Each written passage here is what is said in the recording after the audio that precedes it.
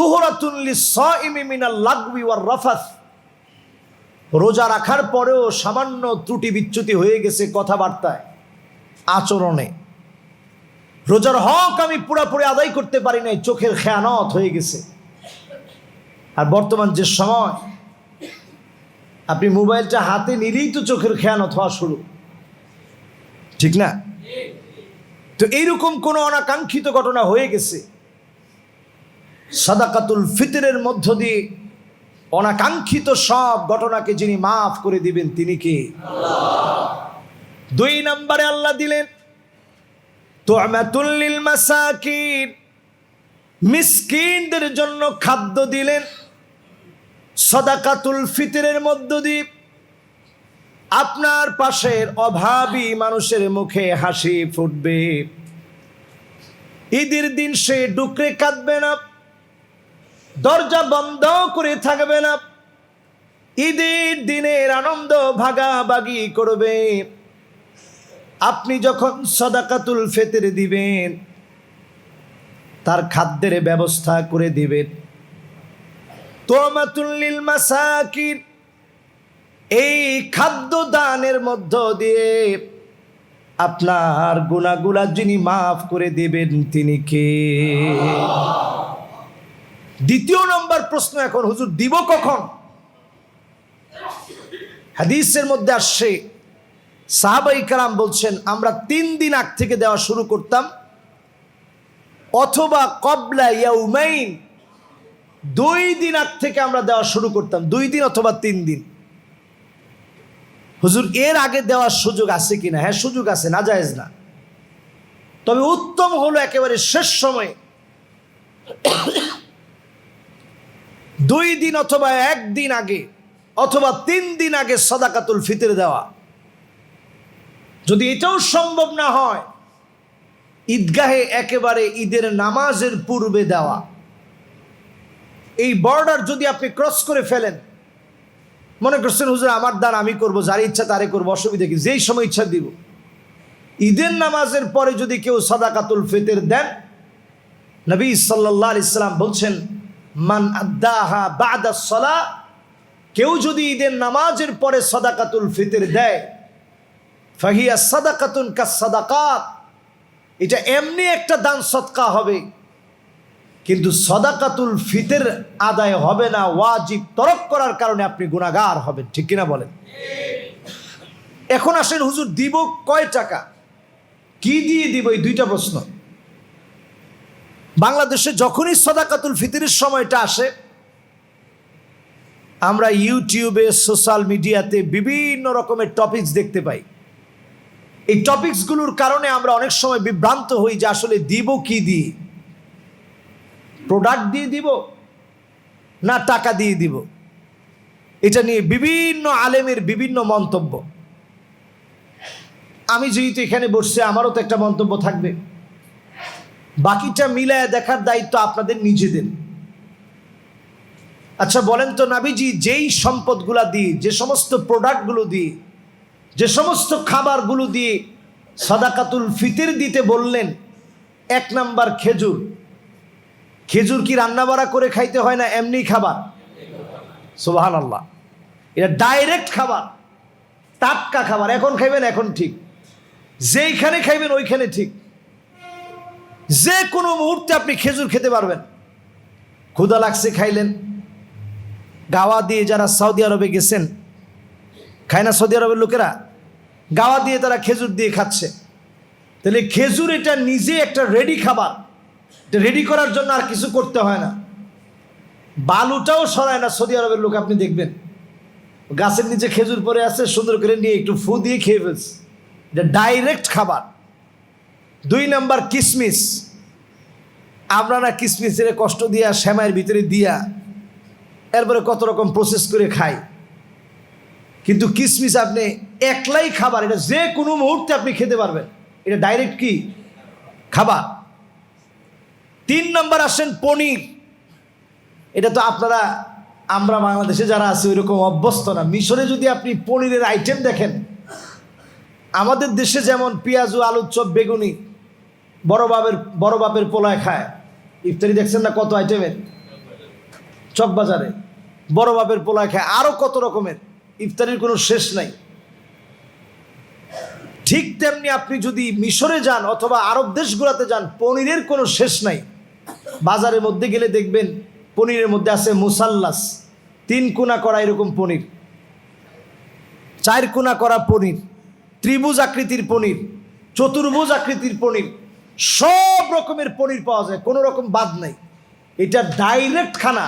আরবের লোকেরা এটা ডাইরেক্ট মুখে দিয়ে খায়। এমনকি আমরা যে ফুলকপি খাই, এই ফুলকপির পাতা দিয়ে তারা ডাইরেক্ট খেয়ে ফেলে, সালাতের সাথে মিশিয়ে ডাইরেক্ট খেয়ে ফেলে। তাহলে পনিরও বোঝা যায় এটা একটা রেডি খাদ্য, যে কোনো মুহূর্তে খাওয়া যায়। এরপরে আসেন, আটাকে আরব দেশের লোকেরা শুধুমাত্র গরম পানির ভিতরে ছেড়ে দেয়, কায় বানায়া ডাইরেক্ট সেই অবস্থাতেই খায়। আফ্রিকাতেও খায়, মিশরেও খায়, আরব দেশের বিভিন্ন অঞ্চলে খায়।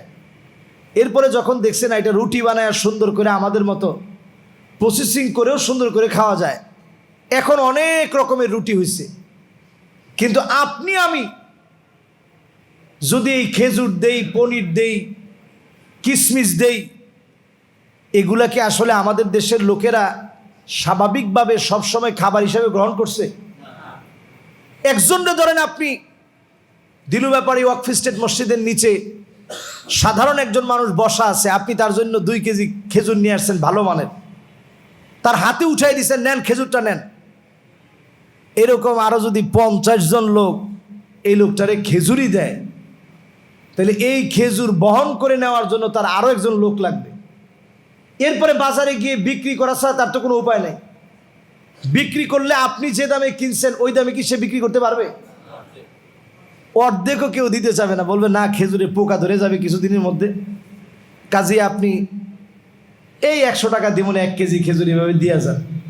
যে লোকটা কিনছে উনি কিনছে 5 থেকে 600 টাকা কেজি, এখন আপনার বিক্রি করতে হচ্ছে 100, 150, 200 টাকা কেজি। তাহলে এবার একটু আপনি হিসাব মিলায় দেখেন, এই যে মানুষটারে আপনি দিলেন, লোকটার লাভ হইল না লস হইল? এই জন্য ইসলাম সব সময় যেটা ভাবে, মানফা লিন নাস, মানুষের জন্য যেটা সবচেয়ে কল্যাণ হবে, আপনি ওই মানুষটারে যদি টাকা দেন, সে ডাইরেক্ট ফুড হিসেবে যা কিনা দরকার, আমাদের দেশে যেটা চলে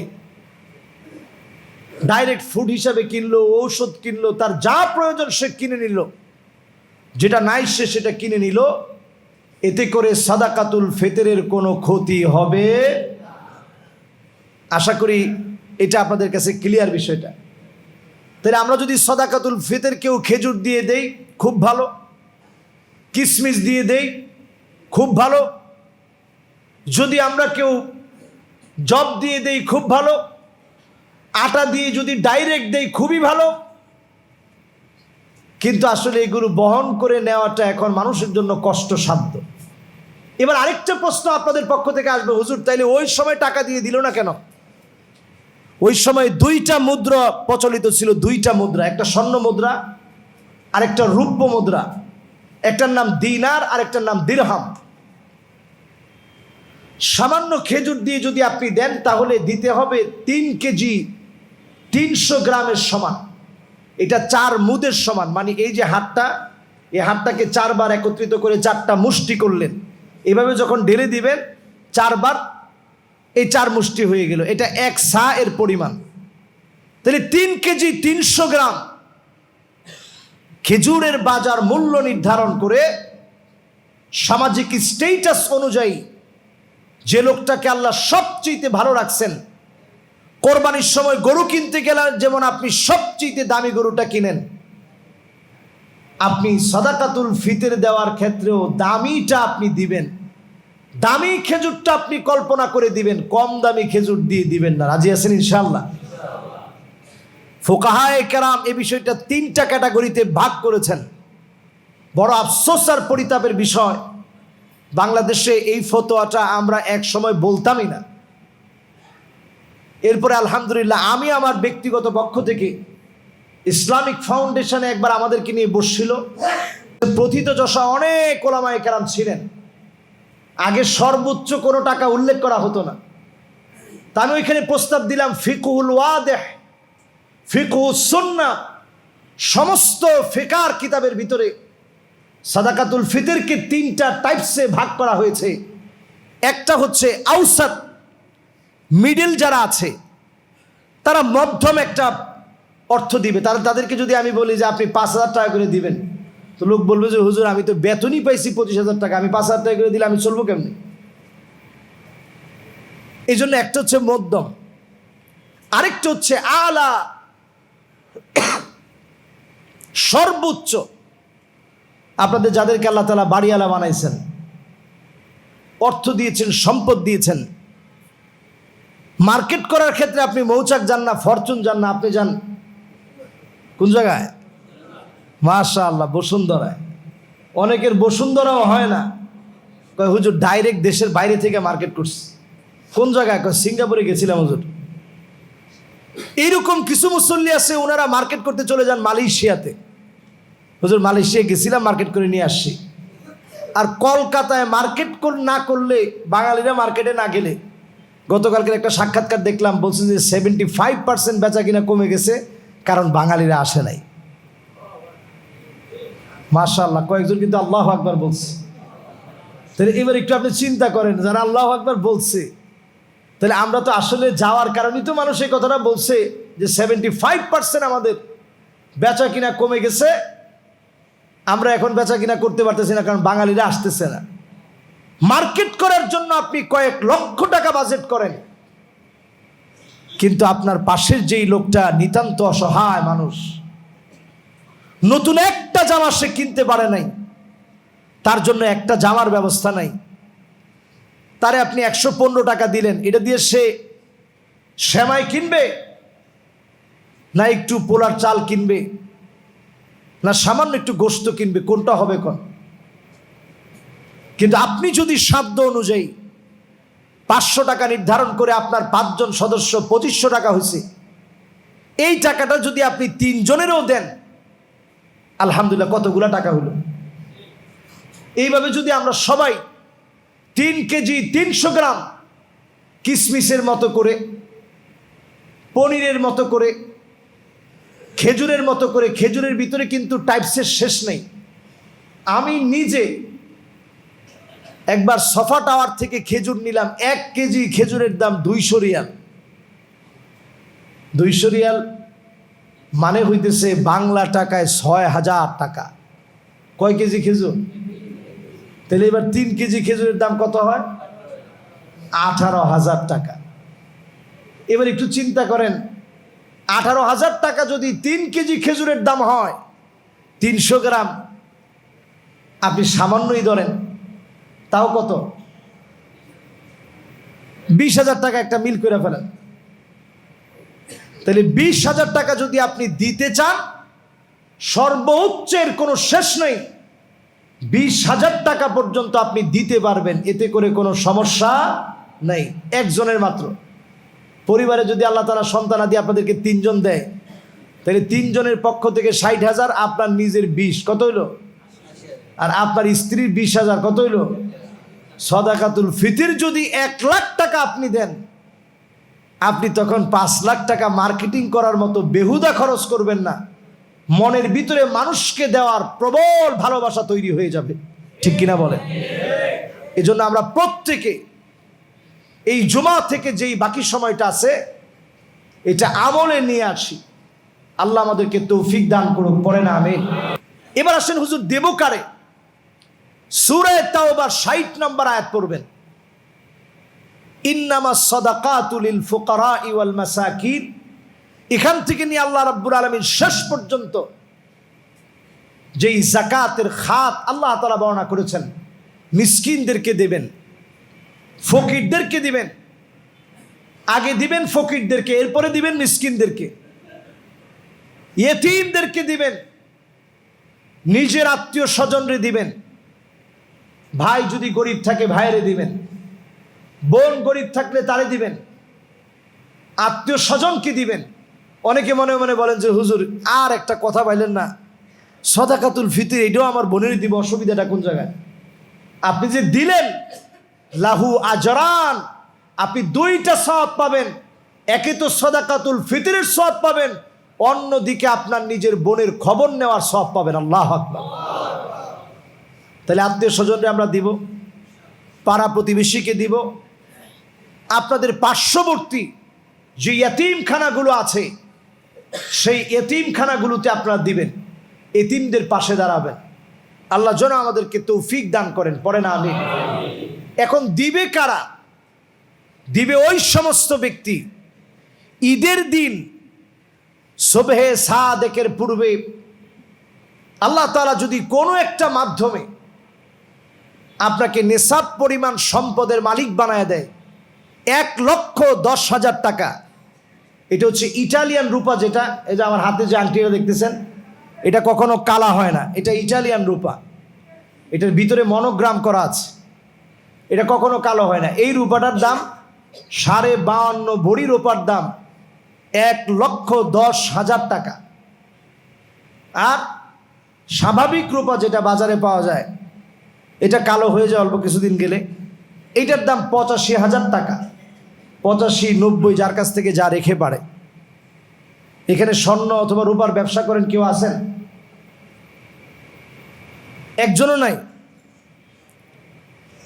যাক, একজন থাকলে তো অন্তত আমাদের ভালো হতো। তাইলে ওনার কাছ থেকে অন্তত আমরা হিসাবটা, আজকের রেট কত এটা অন্তত আপনাদেরকে বলা যেত। যাই হোক, আজকের রেট মানে স্বর্ণের আজকের রেট হচ্ছে 1 লক্ষ। মাশাআল্লাহ, একজন বলছে 65, একজন 56। আচ্ছা, 10,000-এর ডিফারেন্স, অসুবিধা নেই, হইতে পারে, এটা উঠানামা করে। এটা অবশ্যই গুগলে সার্চ করলে আপনারা পাবেন। রূপা দিয়ে আমরা হিসাব করি, স্বর্ণ দিয়ে হিসাব করলে এখন অধিকাংশ লোকের জাকাতই হবে না। রূপা দিয়ে যদি আমরা হিসাব করি তাহলে 1,10,000 টাকা যদি ওই দিন আপনার হাতে আসে, সাদাকাতুল ফিতর দেওয়া আপনার জন্য ওয়াজিব হয়ে যাবে। সেই দৃষ্টিকোণে বাংলাদেশের অসংখ্য মানুষ যারা মোটামুটি চলে, এদের উপরে সাদাকাতুল ফিতর ওয়াজিব হয়ে আছে। আমরা অনেকে জানি না দেখে দিতে পারি না। আজ থেকে আমরা ইনশাআল্লাহ নিয়ত করে সাদাকাতুল ফিতরটা আমরা দিয়ে দিব। তাহলে সাদাকাতুল ফিতরটা 3টা টাইপস আছে। একটা হচ্ছে যারা সর্বোচ্চ এলাকার সম্ভ্রান্ত ব্যক্তি, সামাজিক স্টেটাস অনুযায়ী তিনি সবচেয়ে বেশি দিবেন। এরপরে 2 নাম্বার হচ্ছে মিডল ক্লাস, তিনি বেশি না পারলেও অন্তত মাঝামাঝি একটা দিবেন। আরেকটা হচ্ছে সমাজের নিম্নবিত্ত যারা আছে, সাদাকাতুল ফিতর ওয়াজিব হয়ে গেছে, তিনি 110 টাকা দিবেন। আল্লাহ তাআলা এতেই খুশি হবে। আল্লাহ দেখতে চান সবাই দিয়েছে। এই জন্য এটার মধ্যে 3টা ক্যাটাগরি আছে। 5টা প্রোডাক্টে নবীজি সাল্লাল্লাহু আলাইহি সাল্লাম ভিন্ন ভিন্নভাবে বলেছেন, সাহাবায়ে কেরাম দিয়েছেন। এইভাবে আমরা এই সাদাকাতুল ফিতরটা ইনশাআল্লাহ রমাদানুল মুবারাকের পূর্ণ বরকত হাসিলের জন্য আমরা প্রত্যেকে দেওয়ার চেষ্টা করব। আল্লাহ তৌফিক দান করুক, পড়ে না আমিন।